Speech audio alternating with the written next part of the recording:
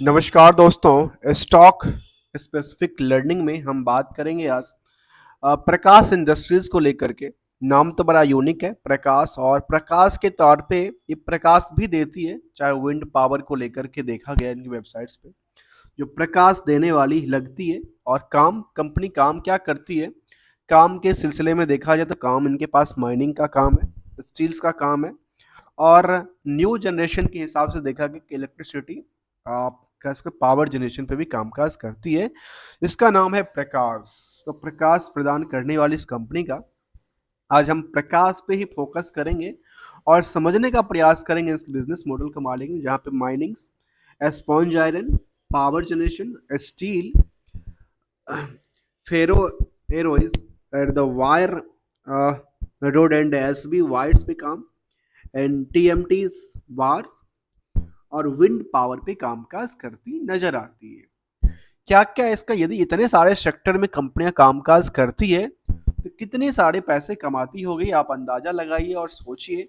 और चलते हैं इसी सोच के सिलसिला में हम समझेंगे आज इस कंपनी को लेकर कि जिसका नाम है प्रकाश इंडस्ट्रीज, जिसमें देखा गया कि जहां तक स्टील सेक्टर से कंपेयर करें या फिर इसको कहां से किस सेक्टर से कंपेयर करें, इसमें बड़ा कंफ्यूजन होता है कई कंपनियों को। तो मुझे लगता है ऐसा जो उसको सेगमेंट वाइज यदि कंपेयर किया जाए तो बेटर हो सकता है, इसको स्टॉक का पीई जानने को लेकर के या इंडस्ट्रियल को पीई को आकलन करने के तौर पे। यहाँ पे देखा गया पिछले हम एक महीने के चार्ट को देखें तो चार्ट में कहती है कि जो 4% का अपर साइड मोमेंटल है, और एक महीने में देखा गया 6 महीने में देखा गया करीब 11% की गिरावट है। एक साल में कहती है 111% के मोमेंटल है, और 5 साल में कहा कि 200 नियर अबाउट द 300% का क्या है, एक जंप देखने को मिली है स्टॉक प्राइस को लेकर के। आज मैं इसमें स्पेशल एक जो कंपेयर करेंगे ना, वो हमें खास के एनएससी के वीटा वर्जन में हमें एक अच्छा फीचर्स देखने को मिलता है, और इससे मुझे लगता है कंपेयर करना एक आम इन्वेस्टर्स के लिए आम एक बेटर लगता है। हाँ, इसमें कुछ डेटा और अपडेट होना चाहिए ऐसा मुझे लगता है। तो चलिए हम जानते हैं इस प्रकाश इंडस्ट्रीज को लेकर के क्या क्या मार्केट की सोच है इसको लेकर के। जहां पे मैं पहली बात बताऊं, जहां पे जो इन्वेस्टर की तादाद है, जो शेयर होल्डर की तादाद है, इसको बिल्कुल गौर करके देखना चाहिए। क्या इनका एवरेज तादाद इसी हिसाब से चलती नजर आती है या कुछ उलट फेर ज्यादा नजर आती है। जहां पे कंपनी में किसी टाइम में 1 लाख से ज्यादा की शेयर होल्डिंग पैटर्न हुआ करता था, शेयर होल्डर हुआ करते थे, वहां पे मार्केट में लगातार इसमें शेयर होल्डर की तादाद कम होती नजर आती है। और वो तादाद देखा गया कि करीब 1 लाख से घटते हुए 2000 कितने पे आके खड़ी हुई है, करीब 91,000 के आसपास। मतलब 10,000 यहाँ पे लोग गए कहाँ? क्या 10,000 लोगों को यहाँ से कुछ नुकसान हो गया, या कुछ ऐसा आकलन था जो यहाँ से मार्केट से निकल के भाग गए या चले गए? तो चलिए हम इसको थोड़ा सा पॉइंट आउट करने का सिलसिला करते हैं अगले क्रम में। सबसे पहले देखते हैं कंपनी को लेकर के, जहाँ पे कंपनी के बारे में कहती है जो बुक्स वैल्यू है कितने की, 159 का, और इंटरेस्टिक वैल्यू के बारे में 169 का, और बुक इंटरेस्टिक वैल्यू के बारे में कहती है 183 का। इन दोनों में ये लगता है कि इनके जो एसेट्स वैल्यूशन है वो थोड़ा सा पॉजिटिव क्या सा ज्यादा है, किससे, बुक वैल्यू से। स्टॉक का पी के बारे में जो हमने कहा था कि स्टॉक का पी जानना तो एक आम बात है, क्योंकि इसका जानना ये होता है जो जो अर्निंग पर शेयर है उससे ये निकल जाती है जो करंट मार्केट प्राइस के हिसाब से फलान ये स्टॉक का पी क्या है। तो इसके हिसाब से देखा कि करीब 10 गुना जितना अर्निंग पर शेयर करीब 20 रुपए के आसपास करती है एक स्टॉक, तो उसका अर्निंग 10 गुना बढ़ चुका है। अब 10 गुना बढ़ा है तो आगे इनका इंडस्ट्रियल सेगमेंट के बारे में कहती है जो इंडस्ट्रियल के पीक करीब करीब 29 के आसपास है। और इन दोनों को आपस में कंपेयर करके देखें तो क्या निकल के आता है, इन दोनों में निकल के आता है नियरली अभी कितना जंप करना है, 3 गुना जंप करना है इसको, अर्थात कितना, 3 टाइम्स तो जंप करना है। अभी भी तो एक टाइम हुआ ना, कम से कम 3 गुना जाएगा तब तो कितना होगा, मतलब जो प्राइस है उसमें 3 गुना बढ़ना है। यदि इस 3 गुना बढ़ने के क्रम की बात करें तो कितना प्राइस जाएगा इसके हिसाब से, नियरली 600 के आसपास। तो 600 के आसपास तक कभी गया था, तो कहती नहीं, ये स्टोगे नहीं गया था। नहीं गया था। तो आगे क्या कहती है इसके बारे में, जहाँ पे क्या डेट टू रेशियो का कुछ बर्डन तो नहीं है, तो कहते हैं बर्डन भी नहीं है, ज़्यादा नहीं है, 10.12 का है।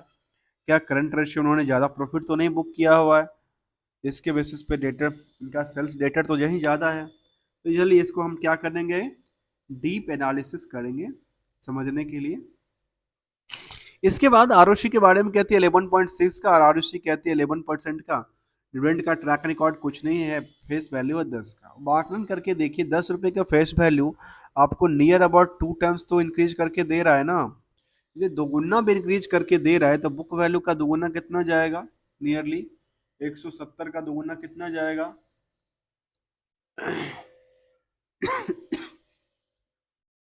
340 नियर अबाउट।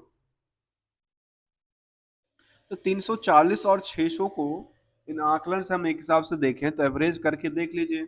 इन दोनों का यदि एवरेज करके देखें तो मार्केट एवरेज के हिसाब पे एक मूविंग एवरेज यदि निकाले जाए तो ये कहती है कितना, 940 डिवाइड बाय 2 करके देखिए तो निकलती है 450 470 के आसपास नियर अबाउट। तो मुझे लगता है कि 350 300 ऊपर जाएगा, लेकिन कब जाएगा ये तो फिलहाल ऐसा देखने को नजर नहीं आती, क्योंकि इनका कंपेयर क्या करता है, इसके बेसिस पे ये काफी ज्यादा है, जो कि इंडस्ट्रियल में पोटेंशियल इनका और बढ़ना चाहिए था। जो भी क्या कहती है प्राइस टू बुक वाली कितना बढ़ा है 1.13। अब इसमें इशू क्या है इसको लेकर के, इनकी इशू क्या है, इशू के बारे में देखें तो कंपनी कहती है the business of the manufacturing of the steel sale of the steel product and the generation of power. मतलब ये कहा कि हम दो कामकाज करते हैं। उम्मीद करते हैं अभी तक आपने चैनल को सब्सक्राइब, वीडियो को लाइक किया होगा। नहीं किया है तो चैनल को सब्सक्राइब बिल्कुल कर ले, क्योंकि हम विदाउट कोई रिकमेंडेशन एडवाइजरी को लेकर के कंप्लीट लर्निंग की ही बात करते हैं एज ए लर्नर ऑल्सो। चलिए पियर्स की तरफ। अब पियर्स इसके बारे में क्या कहती है, तो पियर्स के बारे में देखा कि बड़ी बड़ी कंपनियां हैं, चाहे रत्ना मणि की बात करो, एनएमडीसी की बात करो, या उषा मार्टिन की बात करें, या क्यों नहीं शारदा एनर्जी की बात क्यों नहीं किया जाए। लेकिन सेगमेंट वाइज एक समझना जरूरी है कि किस सेगमेंट से कितना इनकम जनरेट होता है, उसको वहां से उसके इंडस्ट्रियल के पी से आंकलन करे किया जाए तो शायद बेहतर रिसर्च हो सकता है इसको लेकर के। चलिए हम डेटा पे चलें और क्वार्टरली डेटा इसके बारे में क्या कहती है। तो डेटा के बारे में देखने को ये मिलती है जो लगातार स्टॉक जो मार्च तक का डेटा था आया, उस मार्च तक के डेटा में कुछ बिल्डअप हुआ, तो कहते हैं बिल्डअप तो हुआ था, लेकिन बिल्डअप का परसेंटेज ज़्यादा नहीं था। मतलब किसी क्वार्टर में अच्छी खासी इनकम जनरेट किया था, लेकिन ओवरऑल देखेंगे तो ओवरऑल पिछले साल से क्या नजर आती है, एक अच्छी संकेत देती है। खास के मार्च से जून वाले में इसका जो था खास के काफी अच्छा इन्होंने सेल्स ग्रो किया था। इसके बेसिस पे प्रॉफिटेबिलिटी के बारे में क्या कहती है, इसके बारे में कहती है प्रॉफिटेबिलिटी के बारे में जो नियरली कितना 89 करोड़, 81 करोड़ और 89 करोड़, नियर अबाउट इसको top of the year top of the quarter कहें तो 89 करोड़ ही है। और इसमें इसको फर्स्ट टाइम नहीं करी, क्योंकि इससे पहले भी इन्होंने एक से दो टाइम और ये अचीव कर चुकी है अपनी अचीवमेंट को लेकर के। अगले देखें तो अगले बारे में क्या कहते हैं इसके बारे में, प्रॉफिटेबिलिटी के बारे में, तो निकल के पूरे साल का डेटा ये निकल के आती है, जहाँ 3,3600 करोड़ के आसपास का इसका टोटल सेल्स रहा। जो यदि इसको आकलन करेंगे वाई वाई के बेसिस पे तो क्या नजर आते हैं, लगातार क्या थी, बिल्डअप थी, लेकिन यहाँ से 2022 से थोड़ा सा इसका गिरा हुआ संकेत नजर आया था, जब 3900 करोड़ तक का इन्होंने टच किया था हायर साइड। अब सेल्स इतना ज़रा इंक्रीज किया था, तो प्रॉफिटेबिलिटी के बारे में इस कंपनी के बारे में क्या कहती है, वो कहती है जो नियरली 348 करोड़ का प्रॉफिट बनाया था, जो कि इससे पहले कभी बनाया था, तो कहते हैं हाँ 539 करोड़ तक का प्रॉफिट बनाया था, 386 करोड़ का प्रॉफिट बनाया। इसको क्या कह सकते हैं, इसको थर्ड टर्म मानिए। फिलहाल स्टॉक में बहुत ज़्यादा एक्टिव नहीं है, लेकिन थर्ड टर्म में इन्होंने प्रॉफिटेबिलिटी को ज़्यादा बुक किया नजर आता है। अब जो पॉइंट्स को लेकर के हम चल रहे थे, क्या इनके ऊपर कुछ इफेक्टेड था, इफेक्ट का क्या क्या इम्पैक्ट हो सकता है, जहाँ पे इसका इम्पैक्ट हो या इसका इम्पैक्ट हो, जिसकी वजह से क्या हो सकता है, एक तो ये ओवर वर्डेड हो जाता है, और दूसरा ये क्या हो जाता है, बैड डेट्स का सिचुएशन में उनको थोड़ा सा कम आकलन किया जाता है। तो क्या इन दोनों आकलन में कुछ निकल के आता है, तो देखा गया इन दोनों आकलन में जिनका बोरोइंग्स के पार्ट के बारे में कहते हैं कि हम तो बोरोइंग्स को लगातार क्या करते नजर आए हैं, बोरोइंग्स को लगातार पे आउट करते नजर आए हैं, ईयर ऑफ ईयर पे आउट करते नजर आए हैं। खास के इस साल से इन्होंने क्या किया, काफी हद तक इन्होंने अपनी बोरोइंग्स को कम कर लिया। और जब बोरोइंग्स को कम किया तो ट्रेड रिसीवेबल्स के बारे में क्या कहती है, इनके बारे में कहती है कितने के आसपास, इनके बारे में कहती है नियरली देखा गया करीब 83 करोड़ का इनका ट्रेड रिसीवेबल पड़ा हुआ था, जो कि पहले भी करीब 97 करोड़ तक का पड़ा था। तो 83 करोड़ का जो इफेक्ट है वो कहाँ कहाँ से देखा जा सकता है, तो पिछले ईयर का ईयर सेल्स को देखें तो कितना है, 3600 करोड़ में करीब करीब 86 करोड़ का है। और प्रॉफिटेबिलिटी के बारे में कहती है 348 करोड़ में, और 86 करोड़ का इसमें डेटर पड़ा हुआ है। इसमें कोई बड़ा इम्पैक्ट नहीं डालेगा किसको लेकर के, यदि बैड डेट्स भी कल के डेट में कुछ कन्वर्ट हो ना, 10% के एवरेज मानते हैं, तो वो भी क्या करेगा, बहुत ज़्यादा इम्पैक्ट यहाँ पे देखने को नज़र नहीं आ सकती है, क्योंकि इनका एक सस्टेन करती नजर आती है किसको लेकर के, सेल्स को लेकर के और प्रॉफिटेबिलिटी को लेकर पे डेटर को पार्ट को। जहाँ पे कंपनी ने ये कहा कि हमारे पास ये पैसे भी करीब 8 दिन में आते हैं, तो इनके लिए भी एक अच्छी खुशखबरी होती है। इससे कैश फ्लो पे कुछ इम्पैक्ट पड़ा है, कहते हैं कैश फ्लो पर तो करीब इम्पैक्ट पड़ा है, करीब 6 करोड़ का नेगेटिव कैश फ्लो देखने को मिला है।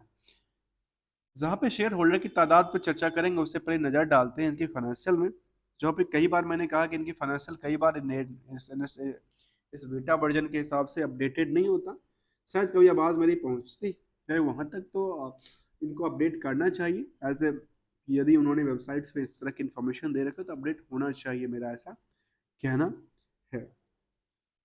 चलिए इसको हम एक नज़र कंपेयर करेंगे कहाँ से, इसको पीयर से कंपेयर करेंगे। पीयर्स में किसको लेकर कंपेयर करेंगे, अदर कंपेयर करेंगे इसको मार्केट डेटा को लेकर के, जो मार्केट डेटा के बारे में इनके जो पीयर्स कंपनी है उनका क्या तादाद है और वो क्या कहना चाहती है, क्योंकि फाइनेंशियल से नहीं करें, क्योंकि फाइनेंशियल सब कंपनी अपडेटेड नहीं है। इसमें हिसाब से देखा गया कि इसमें जो बड़ी बड़ी तादाद पे देखा गया जिनकी, जिसमें जाए बालाजी हैं, सनफ्लॉग फ्लैग हैं, शारदा एनर्जी है, प्रकाश चौथे नंबर पे है, इन सब की तादाद में देखा गया कि रिटर्न किसके बेसिस पे कितना बनती है। उन्होंने कहा कंपनी के हिसाब से जो किसका क्या बन रही है, तो ये कहा कहती है कंपनी, तो नियरली इनका 1 महीने का टारगेट इन्होंने जंप किया हुआ है। ऐसे ही 3 महीने में देखा गया कि सबसे ज़्यादा मोमेंटल किसका, सनफ्लैग का देखने को मिला है। उसके बाद वो सेकंड नंबर पे इसी का प्रकाश इंडस्ट्रीज का देखने को मिला है। ऐसे एक साल की चार्ट को देखें या उसके बाद की देखो तो नियरली लगातार क्या थी, इनकी बिल्डअप नज़र आती है। और 52 की हाई की बात उन्होंने किया था। यहाँ पे जो डेटा हम उसकी बात नहीं करेंगे, केवल यहाँ तक के डेटा को लेंगे, तो यह कहती है करीब करीब एक साल में 111% का इन इन जंप कर रखी है स्टॉक प्राइस को लेकर।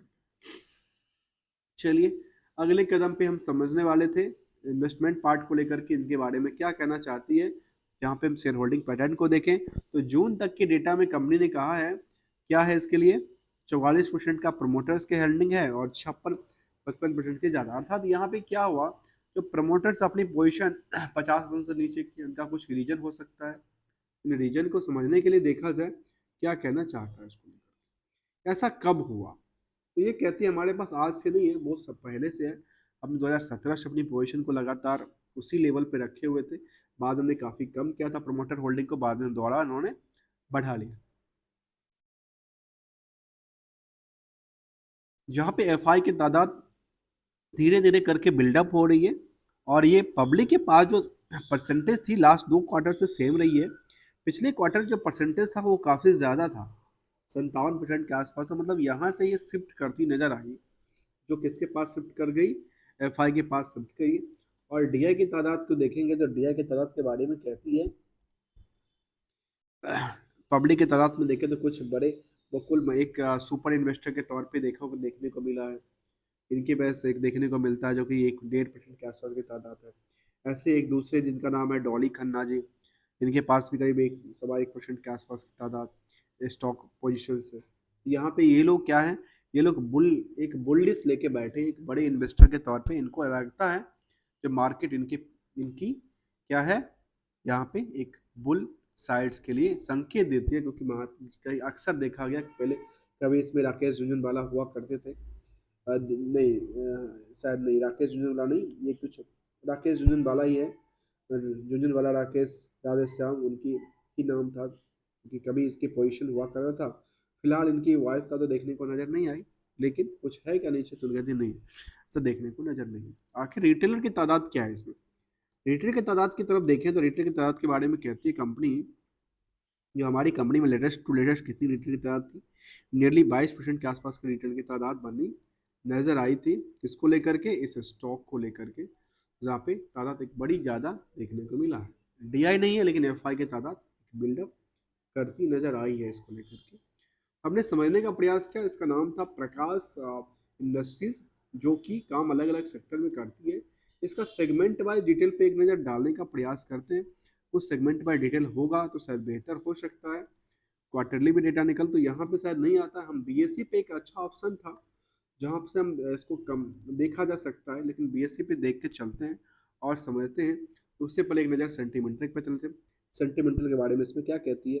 लॉस ऑफ शेयर सर्टिफिकेट की बात करते लगातार, उससे पहले कुछ ऐसा अपडेट देखने को नज़र नहीं आई। सेगमेंटल वाइज में कंपनी के बारे में क्या कहती है? सेगमेंटल वाइज कुछ होगा तो शायद बेहतर हो सकता है, नहीं है तो कुछ नहीं है। कुछ ऐसा कहना ठीक नहीं लगता। तो इसमें कहा गया कि नहीं है, कुछ भी नहीं है स्टॉक को लेकर के।